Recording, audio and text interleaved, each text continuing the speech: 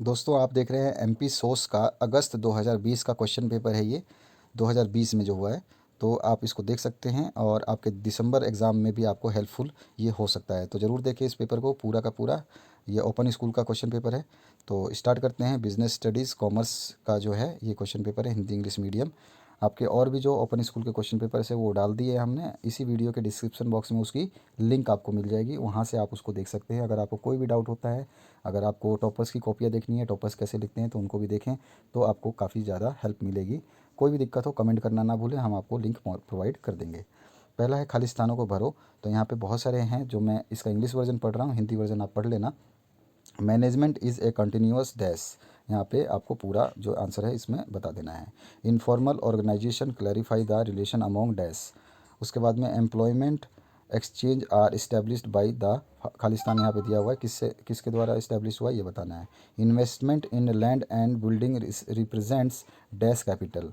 उसके बाद में फिफ्थ है dash promotion is supportive in increasing sales.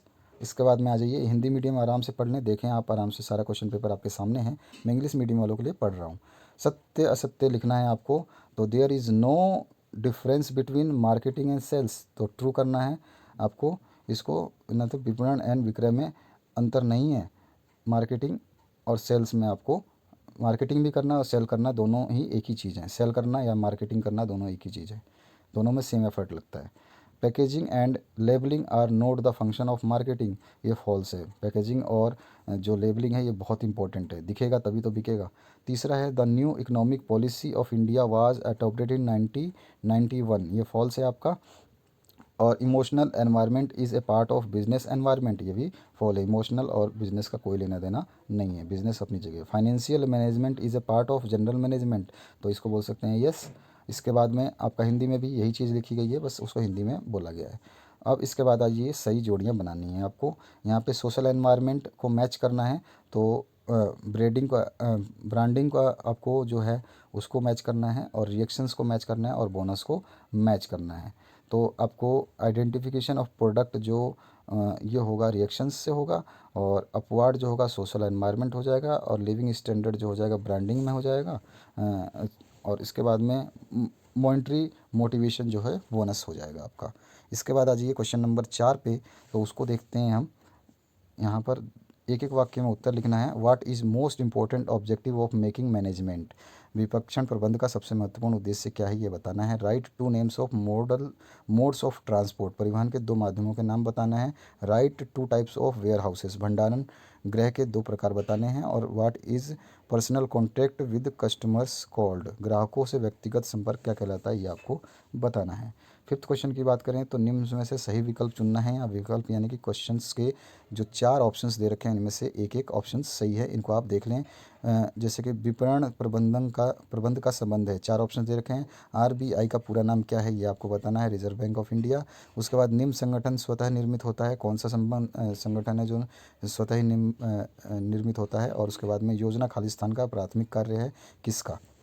इसके बाद में इसका इंग्लिश वर्जन यहाँ पर है, देखिए। Marketing management is related with, उसके बाद में full name of RBI is, उसके बाद में following organisation are formed spontaneously, और planning is the primary function of dash.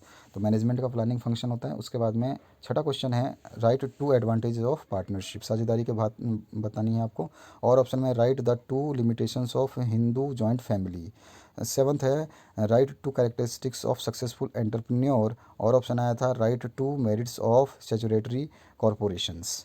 और उसके बाद आठवां क्वेश्चन है explain the two limitations of government companies, सरकारी कंपनियों की दो सीमाएं आपको बतानी हैं।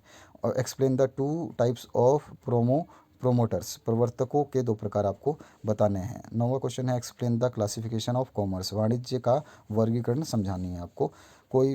उसके बाद में और ऑप्शन आया state three types of banks, बैंकों के तीन प्रकार बताने हैं।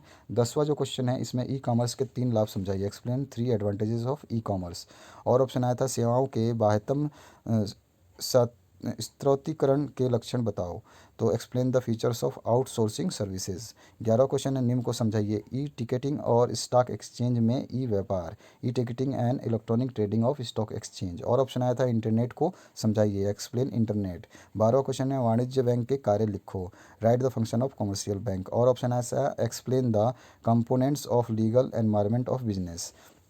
इसके बाद आ जाती है 13वें क्वेश्चन पे। तो 13वां क्वेश्चन पूछा गया था प्रबंध के दो महत्वपूर्ण बिंदुओं को लिखो। Write the importance of management in points. और ऑप्शन आया था प्रबंध के कार्यों को समझाइए, explain the function of management.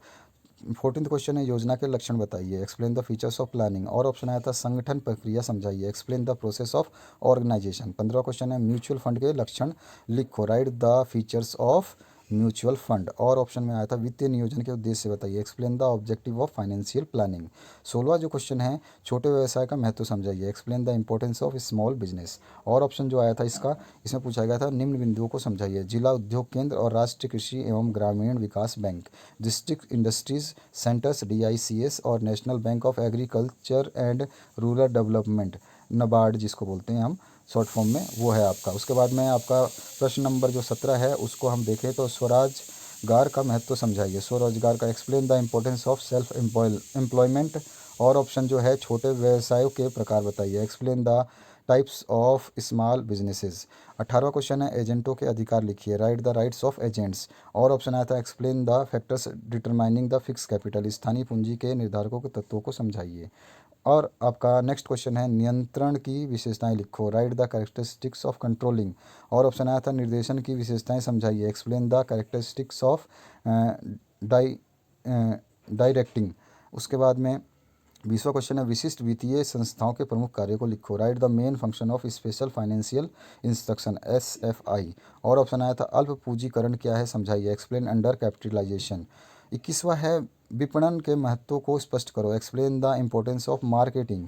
और ऑप्शन में आया है विपणन मिश्रण के तत्वों को लिखो, write the elements of marketing mix. Section B की बात करें तो यहाँ रिक्त स्थानों की पूर्ति करनी है, एजेंट कुड बी खालिस्तान व्यक्ति हो सकता है, एजेंट डैश व्यक्ति हो सकता है, ठीक है। उसके बाद सत्य असत्य बताना है आपको।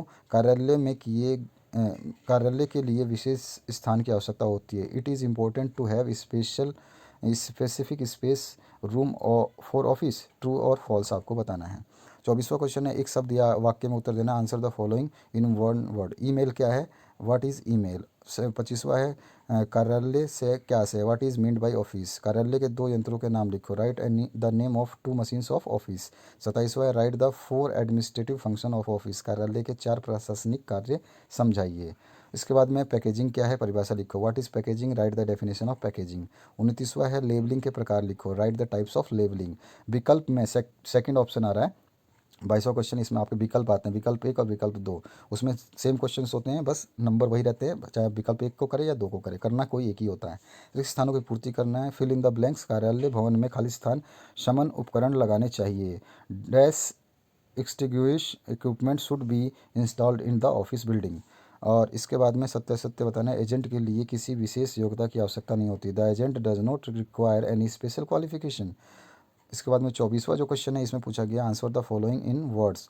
तो ब्रांड क्या है, व्हाट इज ब्रांड। आदर्श कार्यालय की कोई दो विशेषता लिखिए, write any two characteristics of ideal office.